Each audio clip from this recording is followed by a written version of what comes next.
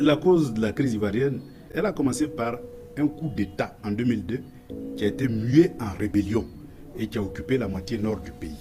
Ça s'est achevé, ce coup d'État-là, par une guerre en 2010. Première question, qui a armé ces rebelles? Puisque la Côte d'Ivoire, ni le Burkina où l'entraînement a eu lieu, eh bien, ne fabrique des armes.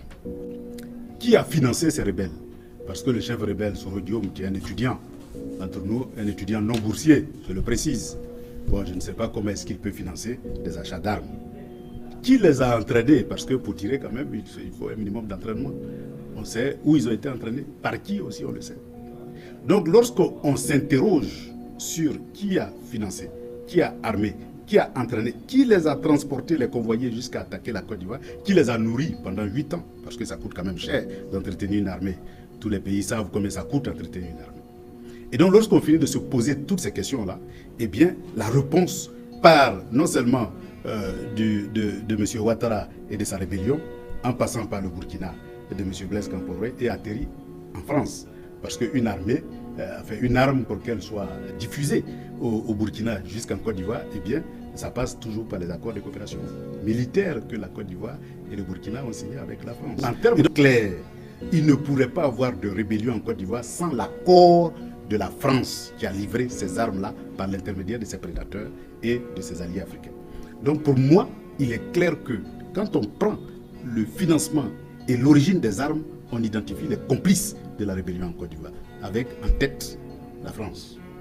Et donc lorsqu'on arrive à une telle situation, eh bien il est bien évident qu'on ne peut qu'aboutir à une justice des vainqueurs. Parce que condamner le pauvre Soro Diom et ses alliés, c'est condamner aussi la France. Est-ce que la France est prête à se présenter à la Cour pénale internationale pour se justifier devant tous ces massacres? Cour pénale internationale qu'elle n'est même pas prête à accepter, puisqu'elle n'est pas signataire du statut de Rome. Et donc, on ne peut pas condamner un camp, parce que ceux qui doivent condamner sont co-auteurs indirects de la rébellion, et on s'encharne contre un seul camp, parce que ceux-là ont résisté à cette France-Afrique-là, qui s'est armée contre la Côte d'Ivoire parce qu'on ne voulait pas d'un seul homme, c'est-à-dire M. Laurent. Mais justement, quand je décrivais le processus de financement de la rébellion, en 2002, il y a un journaliste franco-canadien qui était en Côte d'Ivoire du nom de Kiffer. Il avait annoncé en 2002, je crois dans les mois de juillet, sous un pseudonyme, que la Côte d'Ivoire va faire l'objet d'une attaque de rebelles parce que un opérateur du secteur cacao-café a financé à hauteur de 30 milliards de francs CFA l'entraînement des rebelles au Burkina Faso. Cet opérateur économique, eh bien, anime une société de cacao qui a été fondée par des Français et des Américains, c'est-à-dire ceux qui ont fait la guerre du cacao contre Houphouët-Boigny en son temps. Et donc c'est ceux-là qui ont créé une société qui est venue et qui a financé à hauteur de 30 milliards une rébellion en Côte d'Ivoire. Mieux, lorsque cette cohorte de rebelles a été déversée sur la Côte d'Ivoire, eh bien cet opérateur a pris le soin, avant même l'attaque, par un délit d'initié évidemment, de constituer un stock de 200 000 tonnes de cacao aux États-Unis. Et donc lorsque la guerre a éclaté et que le cacao ne pouvait plus sortir des champs, parce que la Côte d'Ivoire est le premier producteur mondial de cacao, eh bien la pénurie créée par les rébellions en Côte d'Ivoire a fait augmenter les prix. Donc les 200 000 tonnes qui avaient été stockées au préalable ont pris de la valeur. Et celui qui a financé la guerre s'est remboursé automatiquement sur la valeur prise par la pénurie artificielle qui a été créée.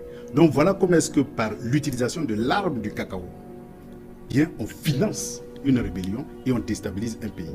Mais tout ceci ne pouvait pas se faire sans alliance entre cette société-là et l'État français pour pouvoir autoriser le convoi des armes en Côte d'Ivoire. Vous savez, le rapport Védrine, du nom d'un des anciens ministres français, a déclaré que l'Afrique est l'avenir de la France. Alors que pour nous, Africains dignes, la France est le passé de l'Afrique. Un passé qui a été fait d'esclavage, de colonisation et de néocolonisation. Aucun Africain n'a envie de revivre ce spectre. Donc pour nous, c'est notre passé. Et l'Afrique est en train de s'organiser pour assumer sa pleine souveraineté sur le plan économique, sur le plan scientifique, sur le plan technique, sur le plan monétaire, sur tous les plans. Et donc cette prise en main du développement de l'Afrique par les Africains et pour les Africains, eh bien, est en déphasage avec le fait que l'Afrique doit toujours se mettre dans l'avenir encore au service de la France. Et donc tous les mouvements souverainistes africains aujourd'hui ont le choix entre résister, c'est-à-dire faire face à l'agression de la France-Afrique, ou s'aligner à la France-Afrique.